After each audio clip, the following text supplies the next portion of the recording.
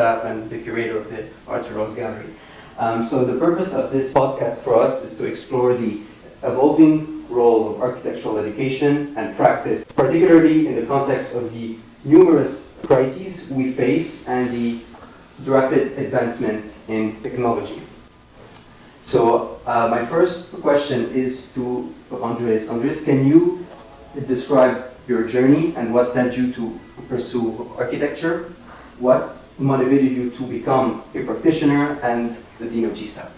Yeah.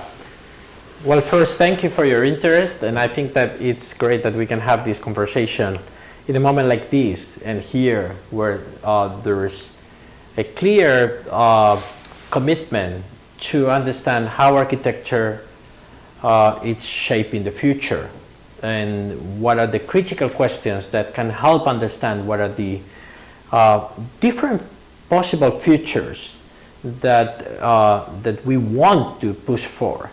And to your question, I would say that I was educated in a very, let's say, very specific notion of architecture. An architecture that was founded, I would say, in a technocratic reading of the recent history of modern architecture.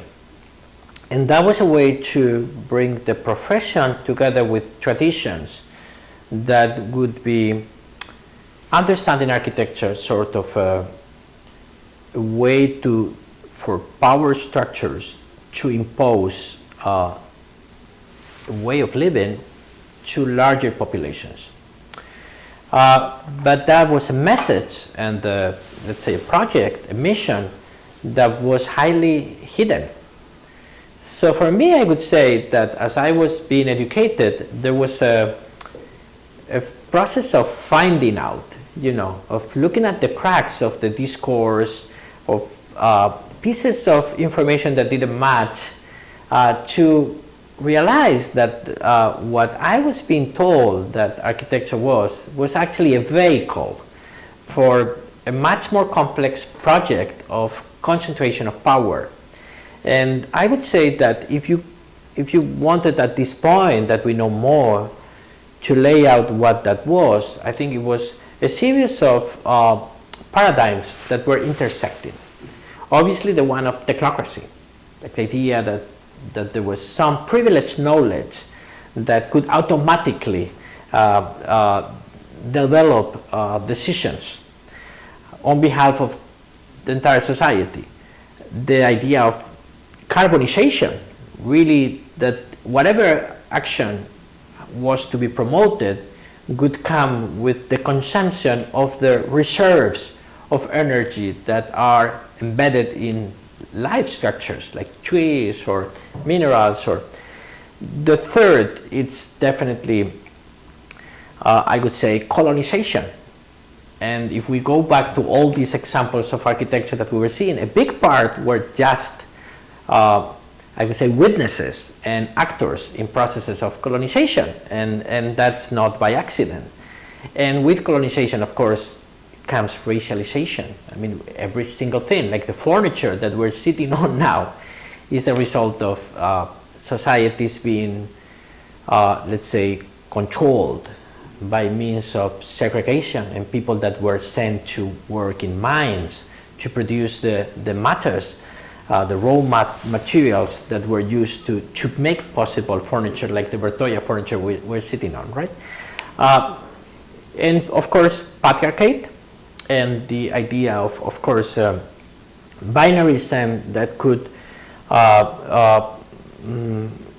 make men be the ones making the decisions and the ultimate subject of any decision. And ultimately, I would say, anthropocentrism.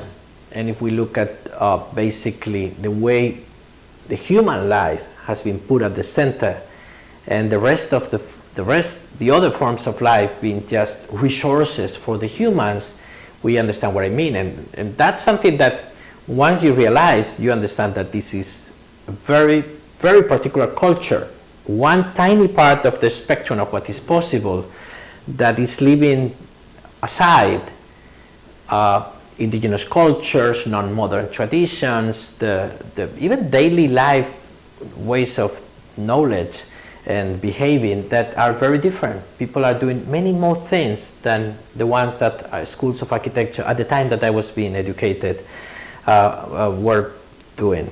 So for me, this process of kind of connecting the dots and understanding that maybe what I was being told, like, oh, it's so beautiful to see, you know, the work of all these architects, that is very exciting, photograph like this and whatever.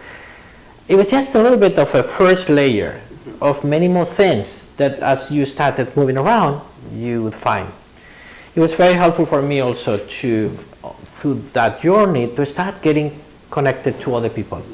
So for instance, for me, from very early when I was doing my master's degree at the School of Architecture in Madrid, I started to have connections with people that were coming from anthropology, and through that I got closer to the whole context of STS, of the studies of science, technology, and society, and close to people like Bruno Latour, Albena Llaneva, Norge Mares, Fabián Muniesa, Emilio Luque, Javier Izquierdo, many people that were in really looking at architecture, but not through the, let's say, this kind of discourse of celebration of modernity, but rather looking at how it worked in reality.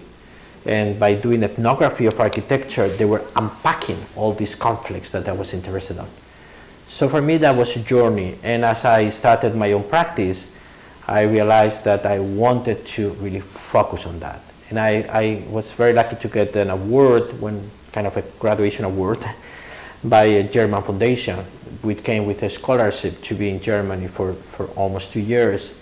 And there I discovered a country that was still in construction. I went to live to Dresden. I lived in Dresden.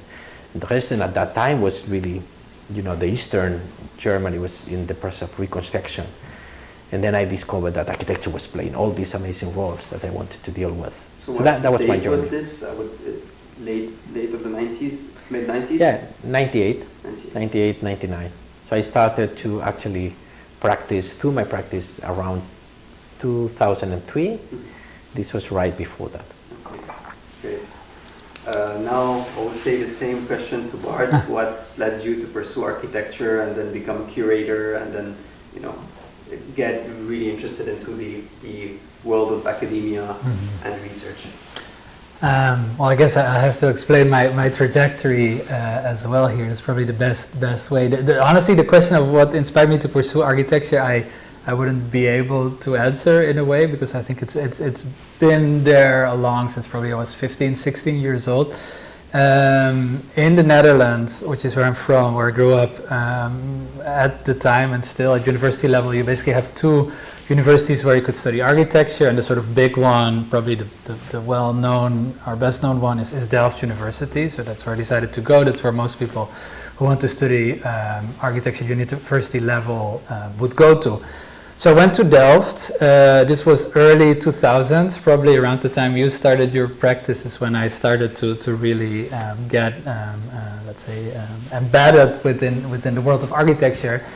And it was an interesting time for various reasons. I think, for one, in retrospect, I don't think this was clear at the time, but I think in retrospect it's pretty obvious that it marked sort of the peak of what one would call the sort of Dutch 90s, early 2000s, OMA, MVRDV, false flat, Arambetsky type sort of super Dutch, it's been called. Like, it marked sort of the end point of that. And I think it was very clear that there was, I don't like to speak in generations, but there was a group sort of practitioners who had just graduated, who were still very much part of that lineage. But I think for us who started, you know, this was the year when Content, the OMA, the big OMA exhibition that went to the National Gallery in Berlin and was in the Kunsthal and the Architecture Institute in Rotterdam. This was really peak OMA, and for us and the people I was studying with, it was clear that this was not really a sustainable model. As much as we in a way liked the work and saw the importance of that work, I think the question of, let's say, certain social issues were not fully addressed in a way that we found satisfying, let's say, if that makes sense. Questions of inequality, for example, or other sort of more political topics that were generally avoided by many of the Dutch practitioners, which was, the questions of program, aesthetics, etc. So that was sort of the situation. So I think we very much started to look for other ways, and that's as the beginning of the studies that became clear. Reading other things. At the same time, delved, so I just spoke about the generation of practitioners that had just graduated. There was also an older lineage of practitioners that were very much of the Delft, let's say, Team 10 style history. So people that were trained by Bakema or Aldo van Eyck. So those people who, I would have never met, they all passed, but were still very much present in a sort of ghostly way in the school, not in the least because it was one of the best, I would say, Team 10 buildings that eventually later burned down. That's a different story. So you were in this kind of, now people would call it brutalist, that we didn't say that, but this Team 10 building, which had a street, the social, sort of the question of, what you would call transscalarities, let's say, that were, present in some of the Team 10 thinking, from the street to the city, that those kind of Albertian notions, they were also still very much present. So on the one hand, you had this hyper, let's say, Stargitect, capitalist, false flag, super Dutch world. You had these ghosts of Team 10 looming, and to be sure, those are also very much related. And then we were trying to make sense of that all during our studies, I would say at large, and various projects served that purpose. And then when we graduated, it was 2008, and I don't know how old you are, let's say, or we should talk about that, but of course that was the financial crisis, and I think that left a mark. So everybody, I have so many people in my year who are now not practicing architecture anymore, doing amazing other things, but I think that left a sort of mark that in addition to all this stuff we were thinking about during our practices, then sort of became crystallized, and questions of inequality that I mentioned earlier, distribution of resources, what was mentioned already, all those aspects fed into larger questions. Okay, what to do next, let's say. I had a small practice because I got a commission with a friend of mine for a health center, which we started, they cut down the site, and then the crisis happened, so that project never finished, and it was really looking sort of forward. I had always wanted to study in the US, so applied for scholarships, got a Fulbright, some other scholarships from the Dutch art world, let's say, to come here and study here at Columbia. Practiced for a few years after that, but also started teaching here and there. Became more and more interested in the continuation of these questions, and you were talking about STS before. I think in my case it was also very much sort of histories of capitalism, histories of the welfare state, let's say, how those are fully enmeshed with colonial practices, it was mentioned before. Long story short, I applied for PhD programs, started a PhD program at Princeton, which made me sort of fully enmeshed into academia. I don't claim I would have left design. I think some of the work I'm currently doing, whether it's the staging of the public programming or gallery work, is very much still embedded in design. I don't see those things as separated at all. I don't think they are. They're fully intersected or enmeshed, whatever you want to call it. But so yeah, so that's the academia question, the teaching question, and worked on several exhibitions for with people I worked for at the time. We had this big Bernard-Tschumi retrospective at the Centre Pompidou that I worked on. I worked on exhibitions for the Power Station of Art in Shanghai, the Architecture Museum in Basel. At Princeton, we developed an exhibition on which we called Liquid La Habana, which was on Cuban modernity with a group of people, always sort of very collaborative projects. So there's the curatorial work, there's the academic research work. So it's a long answer to sort of question of where I am right now. And was teaching here also in the AD program with the Transscalarity scores that Andrés developed for the program. Yeah. So like for you, you would say that this comes under one single umbrella, and you wouldn't say, well, you know, I focused on curation for that specific type of endeavor and research for another endeavor. You would really think that it's within a continuous journey. Yeah, I think so. I think those are not, I think one of the fundamental questions of our time, and maybe we'll get to that later, is the question of interdisciplinarity, which again, funnily enough, goes back to some discussions that were going on right after World War II, but the question of specialization versus generalizations, but the question is how can everybody, and I think with the actioning summits we try to do that, how can people use specific knowledge within in collaborative manners. I think that's not so different from, you know, doing one project might be pseudo-curatorial for a bit, and you know, other is design work, other is programming work, but they're all, you could call them all curatorial projects, you could call them all design projects. I don't think those distinctions are necessarily relevant. It's much more about the discourse that is being produced and the way the discipline can move forward.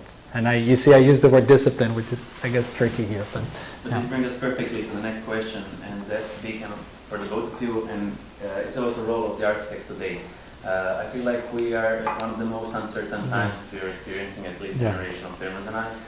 And also the idea of architect as a practitioner, architect as a scientist, architect as a multidisciplinary mediator seems at the same time empowered but questioned from so many sides. So how would you say what would be the way forward? How can we expand what our discipline is all about to make it like interdisciplinary as it, I feel like we always knew that it was, but now that it's kind of like getting exhibited and displayed. Well, first, I think that architecture is incredibly important now. If you think what's on the front page of the newspapers, it's hardly, we hardly find anything that is not architectural. Also because there's so many, let's say, realities that are incredibly unstable and that are divisive and difficult to deal with, that actually only architects are capable of handling and working through them, as Bart was saying, in collaboration, in cooperation with others, and acknowledging the need to bring together many constituencies, and some of them technological or non-human, but living, and that. So I think architects is I would say it's the moment for architecture, whereas many people would think that the great moment for architecture was maybe the age of the star architects. I think that was a moment in which architecture was being playing a actually very banal role. I think now architecture is dealing with the right topics, the topics that are incredibly relevant and at the same time incredibly difficult. And this combination of relevance and difficulty is something that architects are experts on. And if we had to find the definition of what is the expertise of an architect, I think it's really dealing with complex issues that other people have no tools to deal with. And I think the reason why we have this capacity is also because we go through processes of design that enable reality to be reorganized, rearticulated. And that means that it's not about providing a solution like maybe engineers could do.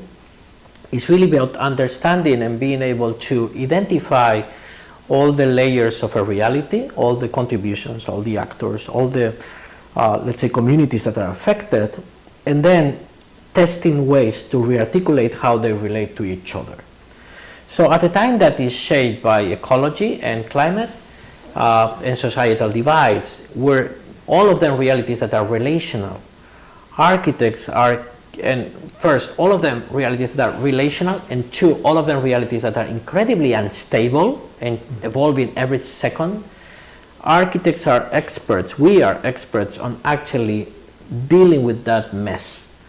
And that's why I always claim that architecture is political. And when I say political, it's not the politics of political parties, which have very, very limited capacity to actually shape reality if we look at larger climatic, biological, ecological, societal, geopolitical processes. But the politics of composition, of how things are brought, different things are brought together and negotiate their coexistence and their collaboration.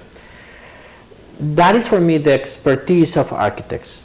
It's not really knowing how to, I mean, I don't really care how to do a wall so that there's a little line so the floor gets here. You know, I don't think that's really the purpose of architecture. We might have to look into that because that's the way we articulate, for instance, art markets with artist production, you know, but when we design a gallery.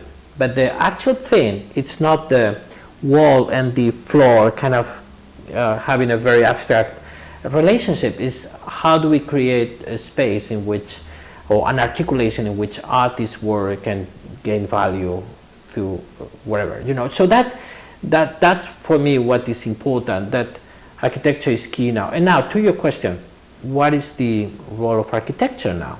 I think the role of architecture now, it's really understanding, and this is maybe different to the past, understanding intersectionality.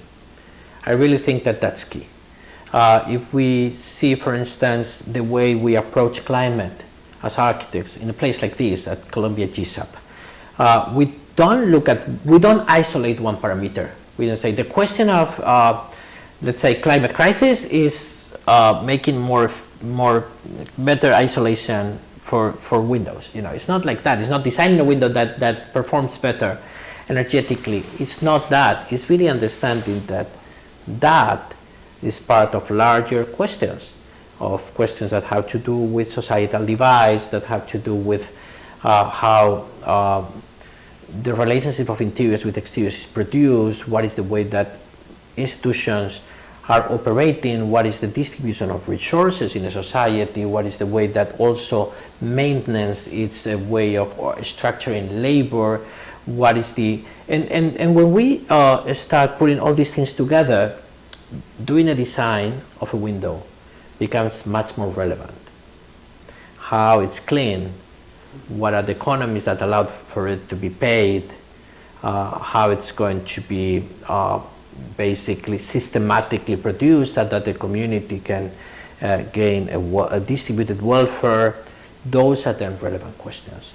And I think that that's really what architecture is incredibly good at working, understand that reality is produced in the intersection of many layers, and that the way we render our world actual allows to reorganize how things intersect and are basically organized. That's why I think that architecture is probably the most relevant, and architectural design for me is the most relevant activity that one can do now if you want to be addressing and not avoiding the questions of the time that we live in.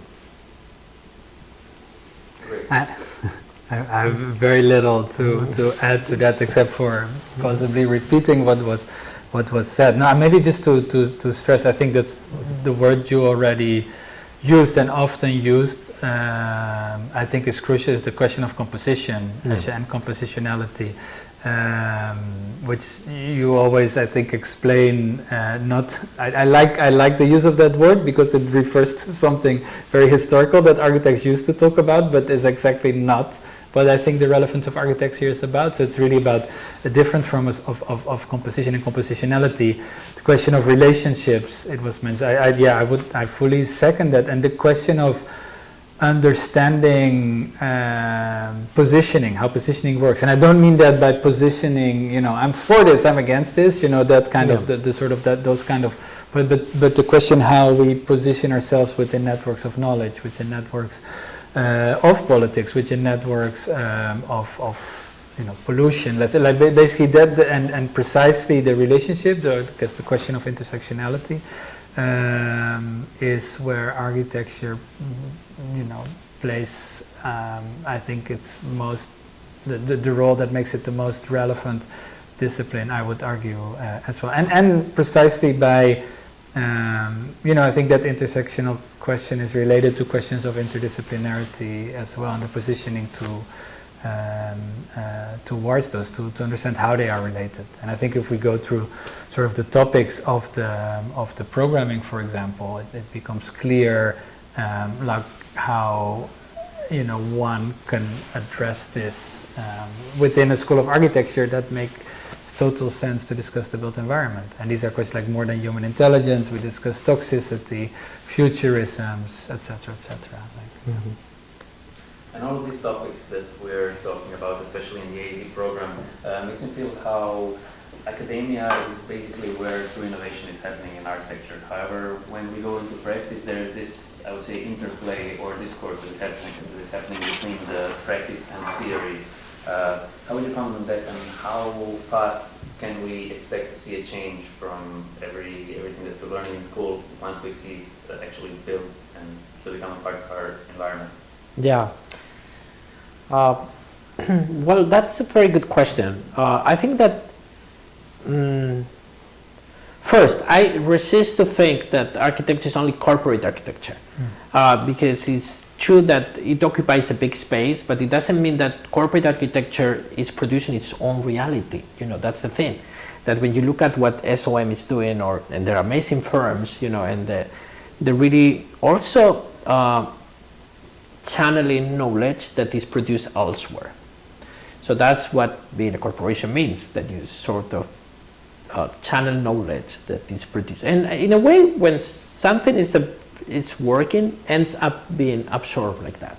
If you think, for instance, of the way bathrooms are designed now in airports or many places, there's a clear, there's been in many countries a clear understanding that there were many realities that they have to cater to, from kids, parents that need to bring their kids and change their diapers, to people with different perceptions, to a broad spectrum of gender identities. And I think that when we look changes like that being consolidated in some countries, and then corporate architecture absorbs them, and so it's in a way what I would say, corporations are not producing their own knowledge; they're really channeling it. And but however, that's a part of the spectrum. What, for instance, GSAPP is being very good at is going much farther, really going much earlier where the knowledge is produced. And those are practices that change the world and might be seen initially as something, let's say, weird or too radical, but it's true that there's a capacity for change there that becomes obvious at one point to everyone.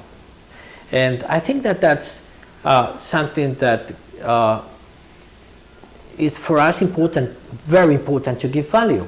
If you think of practices like, I don't know, like for instance, the practice that Bernard Sumi did 40 years ago, right, with La Villette, we celebrated it here, where he was understanding that conditions were more important than mandates or programs.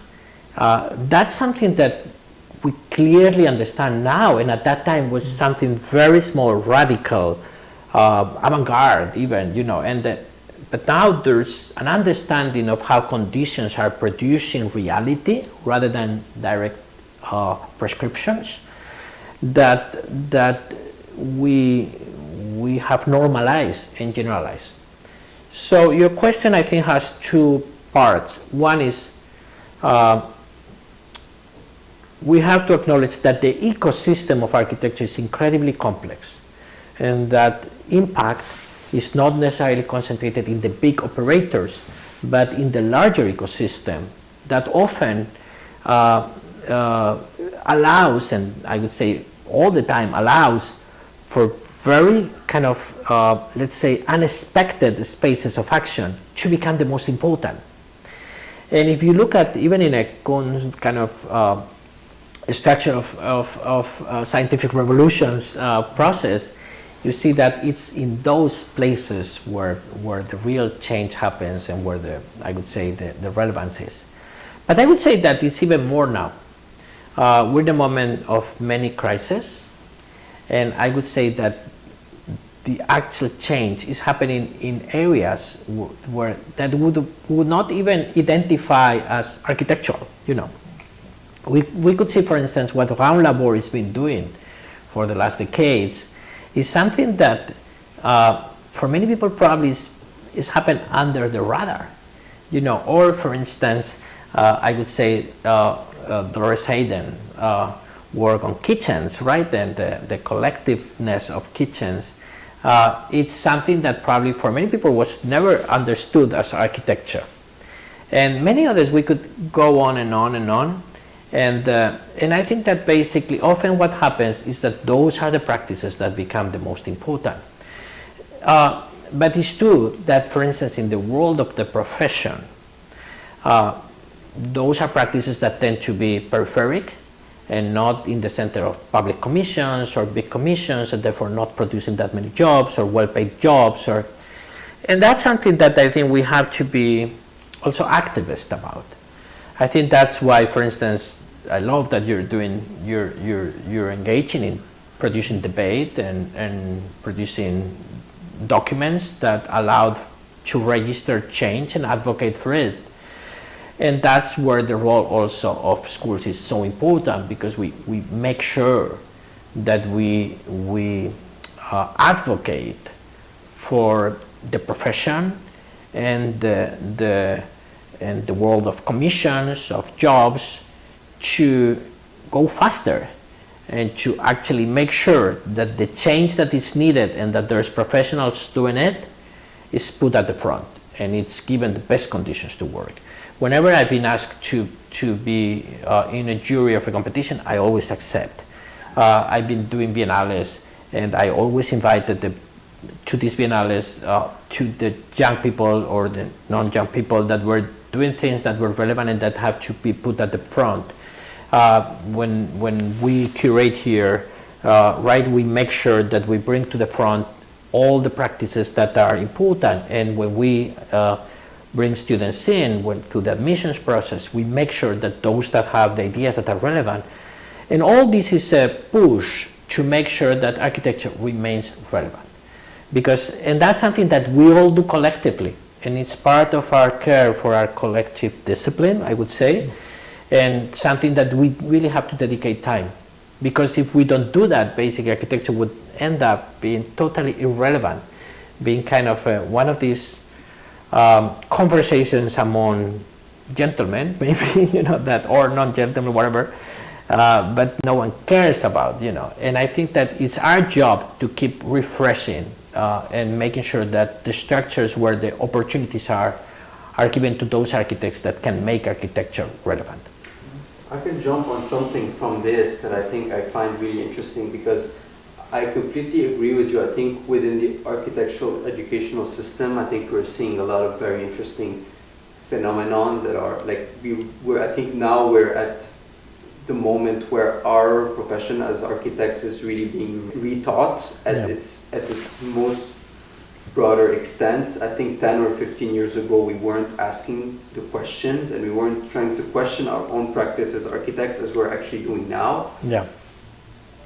But at the same time, we're seeing this very interesting, and at the same time, I think a little bit scary phenomenon of what's happening around us in the world with, in terms of the global and political systems in countries, and I would say the rise of many political movements at the same time that are also, I think, with that wave, is having a lot of effects on how society thinks and how we function. So how would you see this symbiosis of at the same time being at an era where us as architects are questioning a lot of things and are trying to deal with very important thematic and issues, while at the same time we're having on the other end a wave of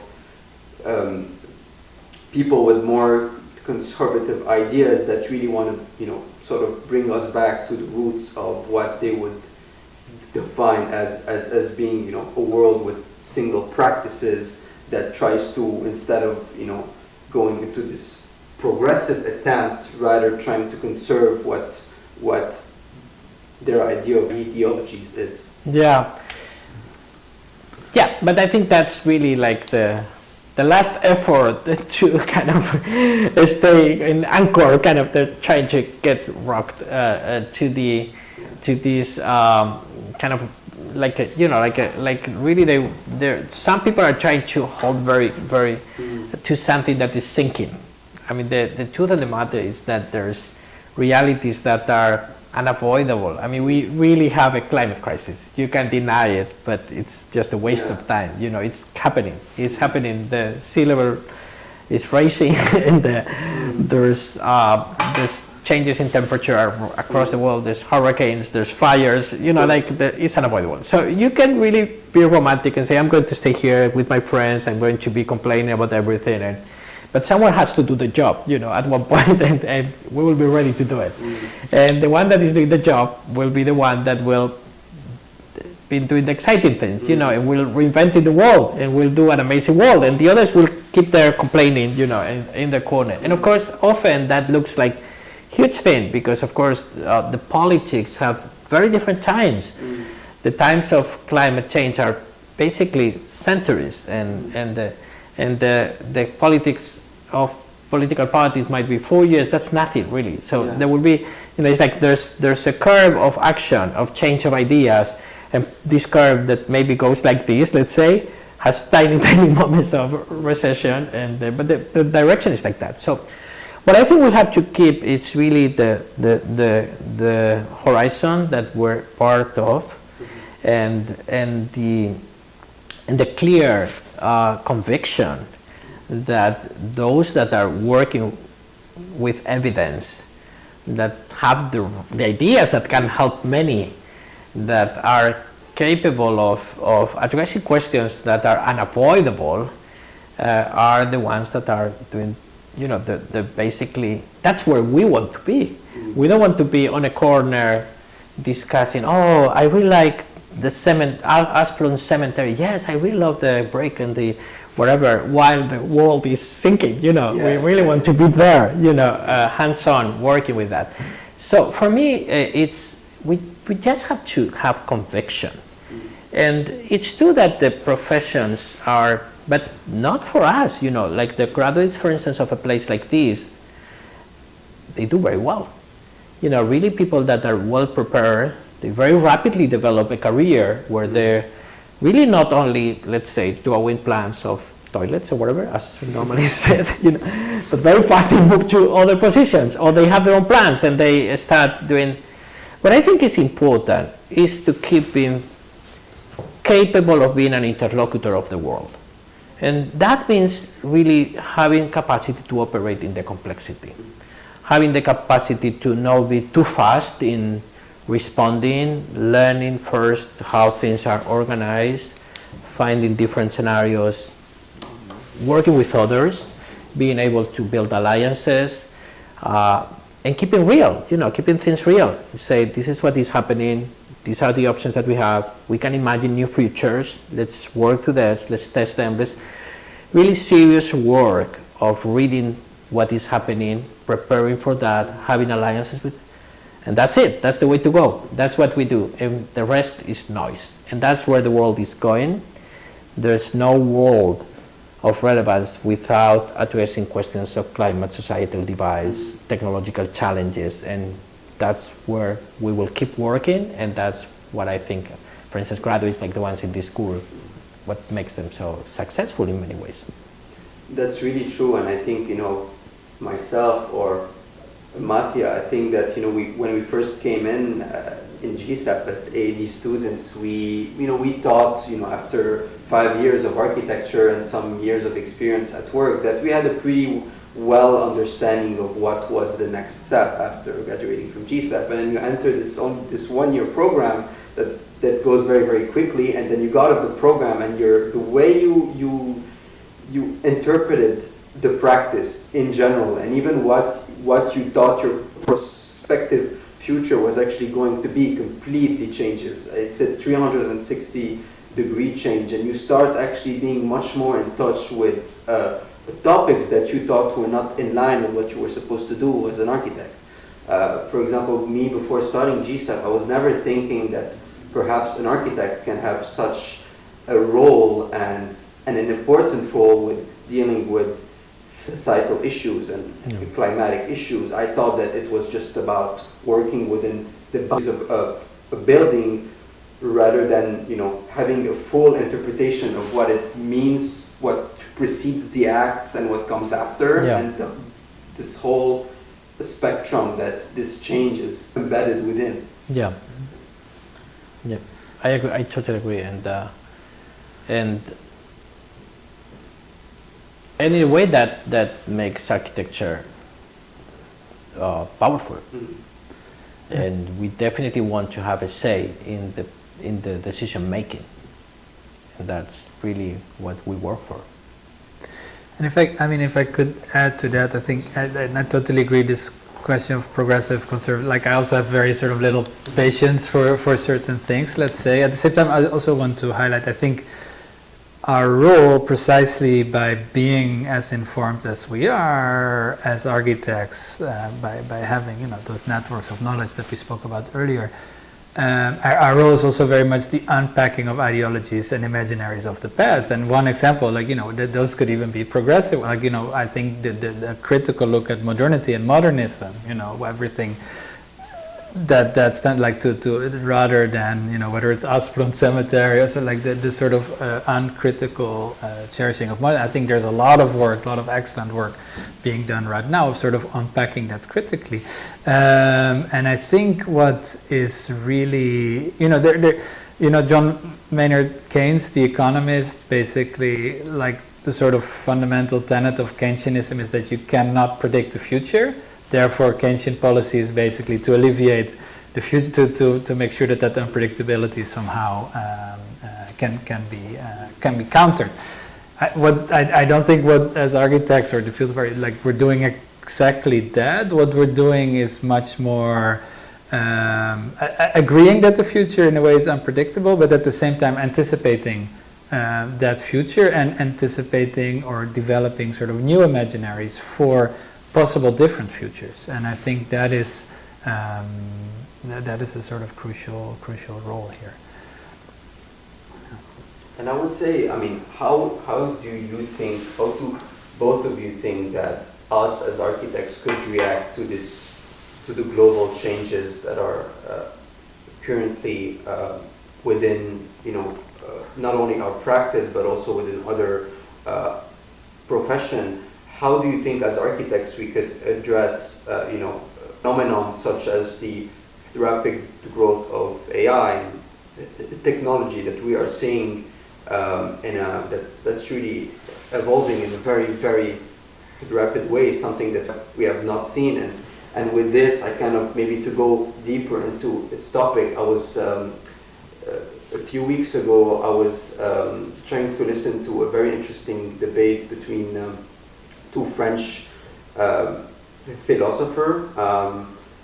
One of them is Michel Onfray, I don't know if you've heard about him, and the other one was Laurent Alexandre. And really and I thought, me as an architect, for me this was extremely interesting, because one of them was trying to advocate for trying to keep ourselves as humans, and the other one was trying to say that at some point in time, in just a few years, we're going to reinvent what a human means, the human 2.0, and they were talking about this whole Neuralink chip and the fact that we're going to for the first time, and since we were created, trying to redefine what a human means.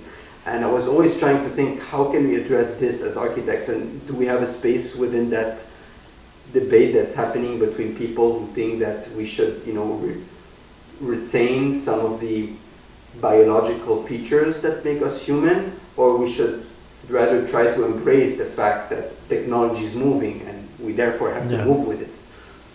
Well, I think we're living in a post-human era. Mm-hmm. And the question is not really whether we can go back to being pure humans, if we ever were. But rather we're living there. We have to accept it. But in the same way, we have to accept that requires politics. Mm-hmm. So basically, what I'm trying to say is that I think the possibility of thinking of us or whoever, that whatever that US means, or is included there, the possibility of that being something that it's not, it has autonomy and is zipped up, like the human as a zipped up body that, you know, the brain, it's kind of encapsulated by the, you know, it's very naive. So in every single moment in history, there's the human is being assembled or kind of entangled with so many other things and dependent of others, humans and more than humans, you know. So I think what we're seeing is an acceleration of that, a process in which basically there's technologies that become part of our body or that connect us with others, that are basically infiltrating us, from vaccines to whatever prostheses or many things, right? And soon more, even more. But I think ultimately what I think is important is to understand that whatever the process is will require politics. Whatever our forms of bodying or bodiness are, will require specific forms of politics. And that's for instance, Rossi Braidotti claims, okay, the postmodern, the post-human condition it's what we are. Mm-hmm. There's no way we can escape that. The problem is that the post-human condition can be extractive, can be unfair, can be divisive, can be kind of exploitative even of the human, or can be a space for symmetry and kind of justice and fairness, you know. And so the difference between A and B is politics, basically. What are the type of politics that are relevant for a post-human existence? And that's the question for me. So I don't think the question is, can we get rid of AI? Because AI is kind of a branding of something that has been happening, that of course is now intensifying, but it's really the fact that our thinking, it's collective. And Ramon y Cajal was already knowing that neurons connect to other neurons and are produced in, like, thoughts are produced collectively and through very heterogeneous entities, some of them human, some more than human. What I think is very unique of this time is that we are now very aware, I think many people, and I definitely are, very aware that the politics that count are politics that are often very much about how life itself is produced, are not necessarily going through spoken words or even laws, you know. Laws and spoken words refer to that and have an impact on how life is composed together. But I think now we're in a time of eco-politics, biopolitics, embodied politics, environmentalized politics. The way the earth, for instance, itself is composed, like Nerea Calvillo could claim, it's politics in itself. What we have in our blood, how our immune systems are activated through external incentives, is politics. And we could go on, you know. And I think that is basically giving design a key role, a role that is much more important than what it was given in the 1990s, for instance.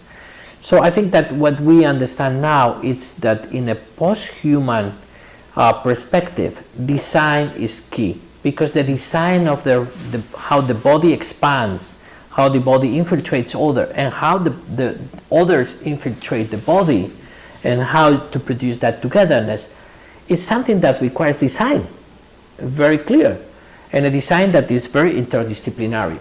And I think that's, for me, the key.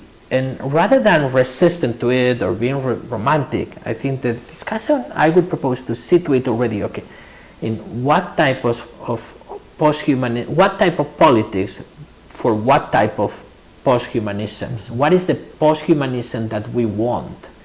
And the posthumanism that we want might be amazing. I mean, if you think of bodies diluting in technology, being infiltrated in technology that could be horizontal, fragmented, messy, distributed, we're facing a horizon that I think could have very good versions, and that I think that artists like, for instance, Torkwase Dyson, for instance, or John Jonas or Michael Wang are already exploring as a space where many forms of societal relationships that are symmetrical could make life better than what it is maybe now, right? Maybe if we could sort of hook onto this topic of post-human, and I like to think about it in the same way as post-contemporaneity or post-anthropocentrism. Yeah. It really feels like we are living in a world that Donna Haraway was talking about such a long time ago. And these changes are definitely accelerated, as you said. And I feel like leading a school like this is definitely feels like steering a very slow ship, almost like driving a cargo ship. And I'm sure the changes in the world are happening so quickly that it's even hard to like put a finger on them and to decide like this is the era when this stops and when this starts. So can you tell us more about the challenges that you're encountered with when trying to kind of like steer this huge and pretty slow ship of what GSAPP is and any other architecture school for that matter? Yeah, that's very, very interesting. I mean, it's true that it's slow, but it's actually fast. You know, like I wanted to counter you know, that like well, for instance, it's kind of amazing. I proposed the term Transscalarities and Transscalar not that many years ago, maybe 9 years ago. Now, every month there's new books that are using that term, and it's helping them. You invented that term, right? I think so, because I think so because I basically would give lectures on that, and there were always 10 people. What do you mean by Transscalar? That's really kind of why don't you use normal words? You know, I remember, yeah, that was all the time, and then. And why? I'm sorry, I'm going to cut you off, but why like Transscalar? What made you? Well, I think it was very much. Many years ago, I was invited to do a work for the Lisbon Triennale, and I had done some performances, so they wanted me to do a performance with my office, right? And then we said, you know, normally I do performance about things that I love, but I want to do something different. I'm going to do a performance about something I hate, you know, and because there was a moment that everyone loves the same things. Everyone loves Kazuyo Sejima, everyone loved the images, everyone loved the kind of 1950s furniture, you know, American furniture. So there was kind of too much consensus. And I was against consensus at that time. I don't know now, but the thing is that then I said, I'm going to do a reenactment of Powers of 10 because I hate that movie. And at that time, I didn't know exactly why I hated it because it was a long time ago, maybe 15 years ago or something like that, or more even. And so no more, it was like 20 years ago.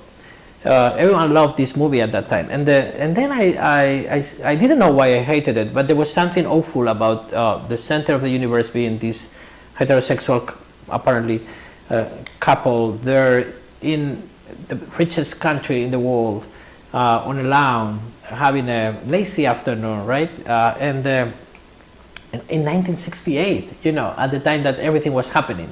So that film was made that year, right? I mean, there's 2.5 versions, I would say, and the first one is 1968. So how the hell, with everything that was happening in 1968, someone decided to depict the world like that?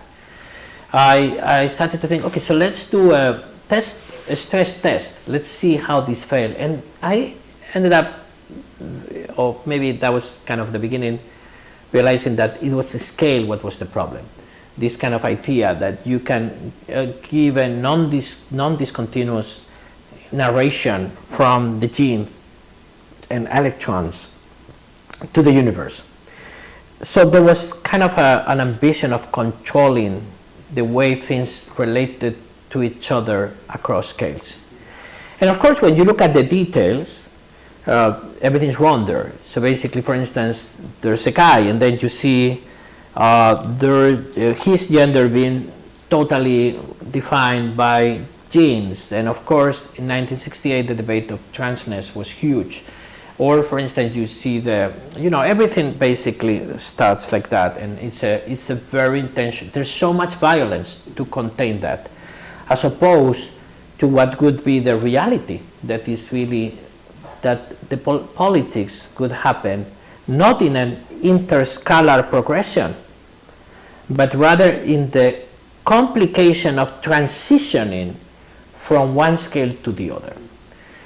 When you look at, for instance, the sausage, from the pig to the sausage, there's so much violence, right? Like there's a sausage that they are cutting and eating in this film, right? On the package. Yeah, exactly, yeah. So basically, there's so much violence in transitioning proteins from a living animal to a sausage that is standardized and that can be cut and eaten easily. And the question of transitioning, politics being installed in the transitioning across scales was key, as opposed to the so that was weird, because everyone would say, why do you say transscalar? You say interscalar.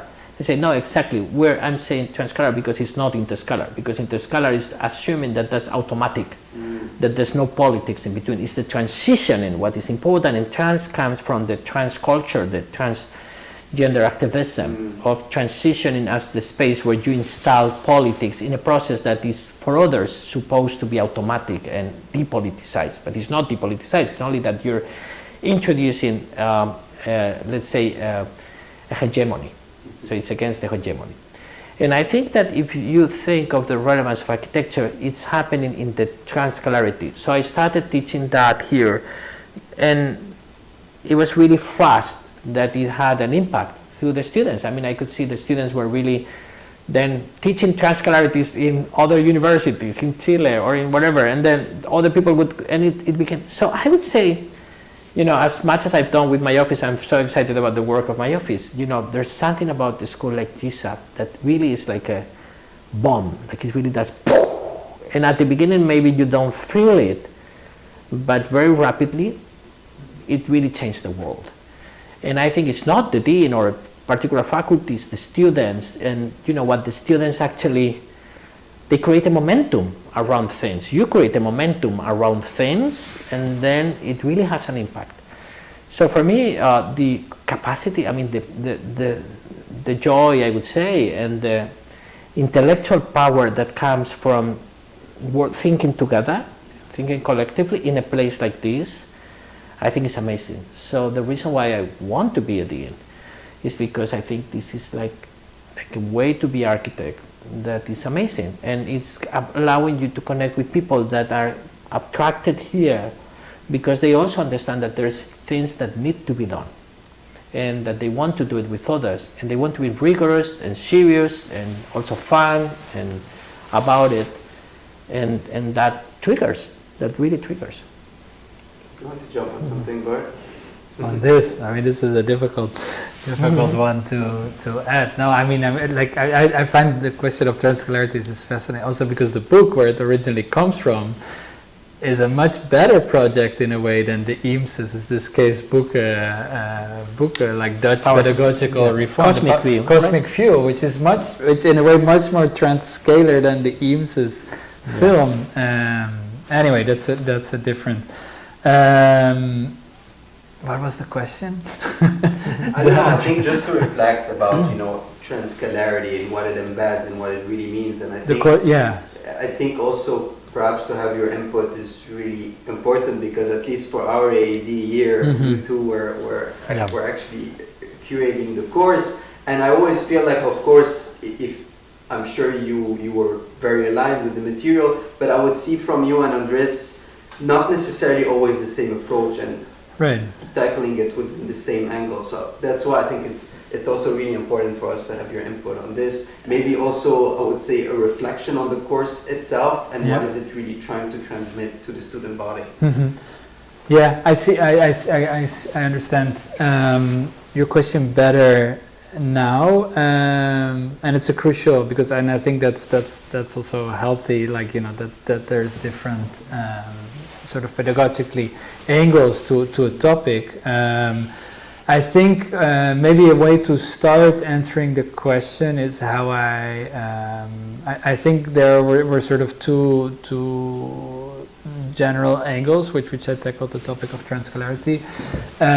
One had to do with the discussion, like a sort of more historical discussion. It was mentioned already, like which had to do also with my PhD research work on, let's say, post-World War II, let's say, context in the Netherlands, but in the Netherlands in relation to particularly Indonesia, which used to be a Dutch colony, then of course gained independence, and I think through several of the classes I was trying to give a very specific example. The Dutch, after the war, 1945, Indonesia declared independence. The Dutch fought very hard in a very sort of brutal way to hold on to Indonesia, which then finally in 49, sort of Indonesia again officially recognized independence, which later, that moment in the Dutch it became clear for quote unquote, let's say, the Dutch, that okay, like this sort of empire, we're losing empire, we have to focus on Europe. So there's a history of European integration which is valid in a way, that's a project of peace and like all that, but there's also a history of European integration that is a direct outcome of the sort of dissolving of empire, and in a way creating a new form of empire. So that notion or that understanding, not necessarily one-to-one, I'm sort of recapping like a 3-hour, 4-hour lecture here. You could see architects, Dutch architects such as Jaap Bakema, explaining Europe and the European market like through sort of expensive trade policies that would directly impact the design of the School of Architecture in Delft, because it had to do with licensing and sort of what in politics they call spillover effects in the European Union and etc. All those things, the question of whether it's an economic project that leads to a political project or a political project that leads to an anyway. So for me, an understanding of certain architectural case studies, specific Bakema one in this case,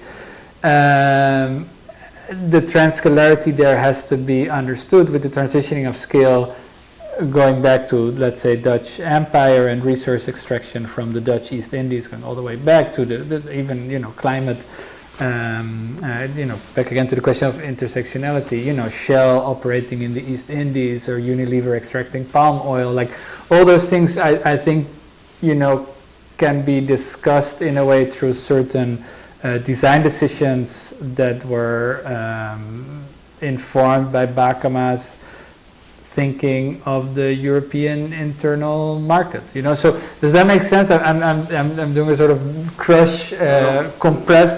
So for me, that's one way of understanding and explaining transition. So the transitioning from empire to architectural European education in a European context, of course. So, and of course, that brings in questions of the welfare state, the financing of the welfare state, this sort of European politics, which is described that Keynes at home and Adam Smith abroad. So otherwise, the free market, longer histories of neoliberalism that can already be traced in the 50s, the seeds for like later forms of inequality that are being laid there, etc., etc. So I don't know if that, but there's notions in which climate, ecology, finance, labor, all those things come together. For me, that's part of this question of intersectionality that we spoke about, interdisciplinarity, Transscalarity. I think all those things are really are not the same, to be sure, but are can be discussed, in a 4-hour lecture through numerous examples. That's one thing. There's a side note which is more of a personal interest as well. I think there are like one class deals specifically with some of the work of Hans Hollein and other sort of, let's say, neo-avant-garde architectural practices. He did this in a way that's similar, like the Man Transforms show, the sort of that was developed by Hans Hollein for the 70s, for the opening of the Cooper Hewitt here in New York, has a very sort of limited understanding of design, not necessarily something we would agree with, but sort of has a fundamental understanding of design as a process of transformation that I still find incredibly helpful. As naive as it sometimes can be, that I find incredibly helpful in understanding how design works. And I think the question of positioning oneself in those constellations, basically all the things we talked about, very much has to do with also some sort of agency for the designer to transform things, if that makes sense. And I think the question of Transscalarity, and that is the sort of the transitioning between those skills, the relationality, if that makes sense, that comes with, that is a process of transformation, and you know, not exactly the way Hollein meant it, but this is one of the other two. I'm just, again, bringing in some of the stuff we talked about during that lecture course. Yeah. I love your references to Netherlands schools, to Delft, but could you maybe even personally compare how are the European architecture educational systems or practices different or similar to European ones? For example, the heritage of Hermann Herzberger and Hans Hollein, but also to kind of Bruno Latour, which seems kind of like in the architectural topic, like centrally right now. Can you really expand on like how are things different or similar? Yeah, I mean, in the case of Delft,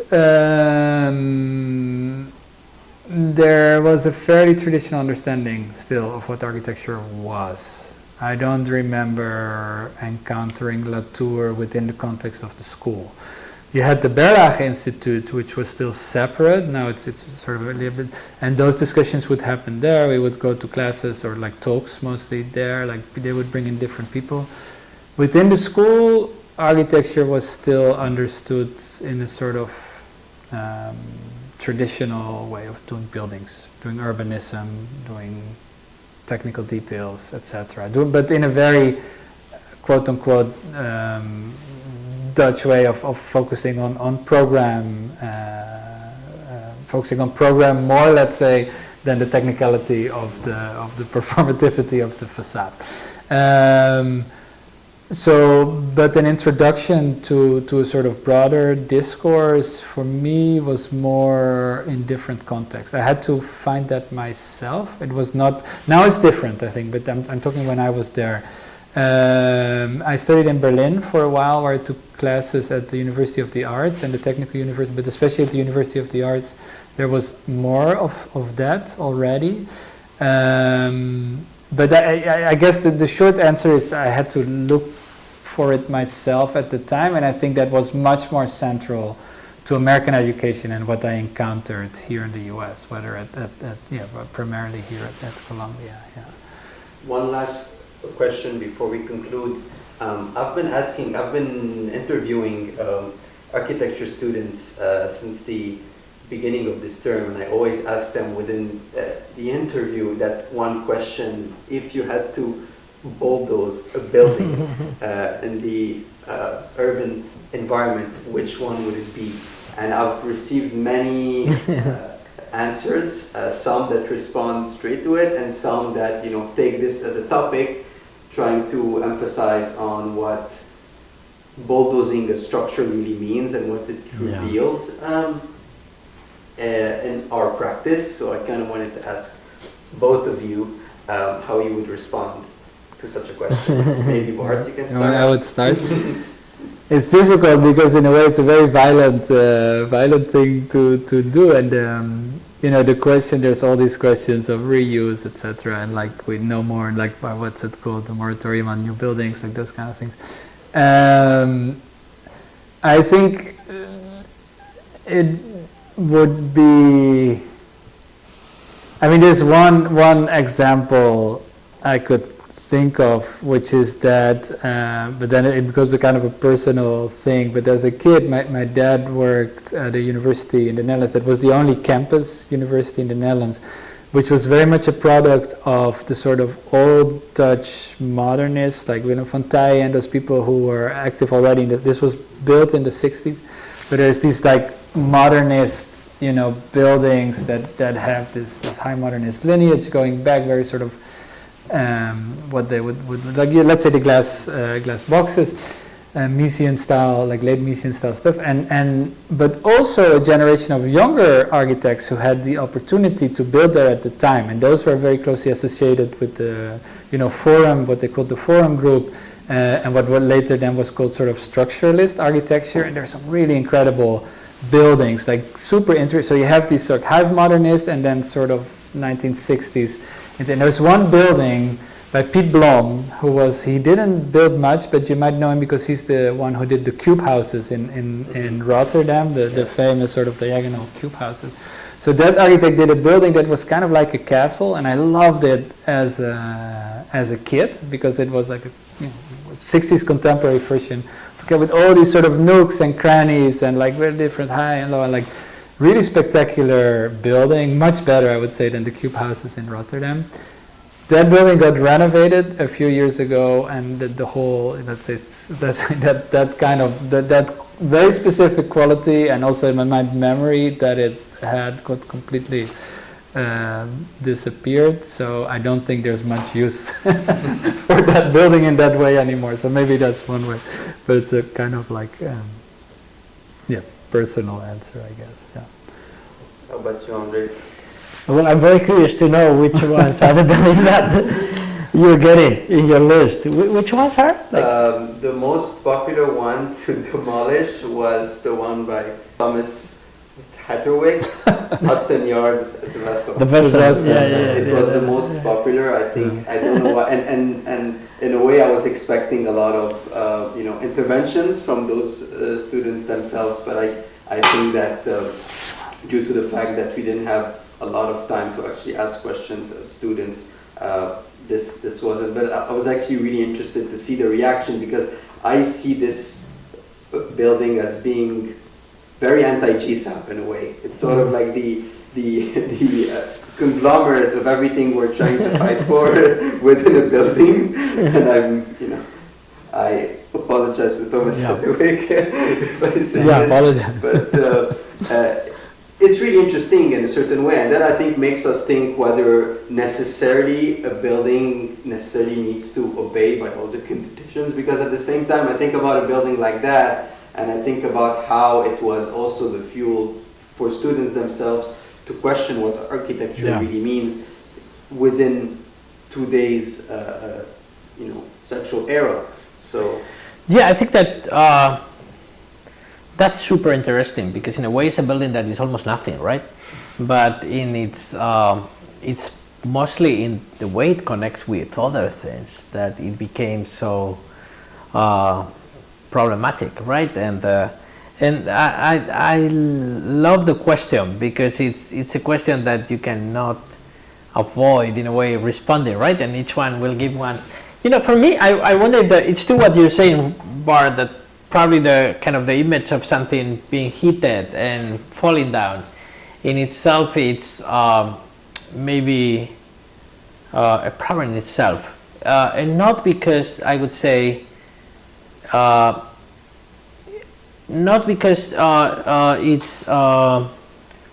it's not, there's no need to destruct things. I think that there's a need to destruct structures that are enacting divides, the inequality, that are kind of structures of control or segregation.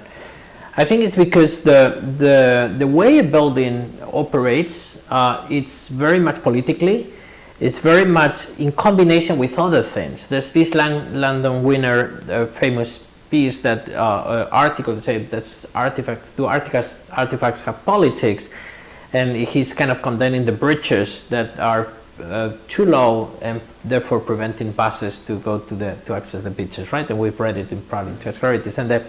But it's not the bridge, it's the entire society was organized as a racist society, and I think that the bridges were just part of that. But if everyone had cars, then they would not be able to segregate society, right? So I think that probably buildings can be reprogrammed. But let's say that buildings are not just the structure, right? It's also the institution, let's say that, and the enactment that they are part of. If we talk about that, I think there's a number of institutions or enactments that need to be destroyed.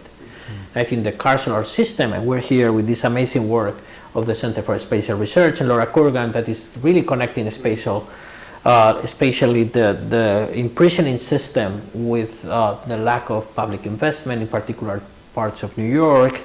And I think definitely the carceral system needs to go down. I think the whole petrochemical industry needs to go down.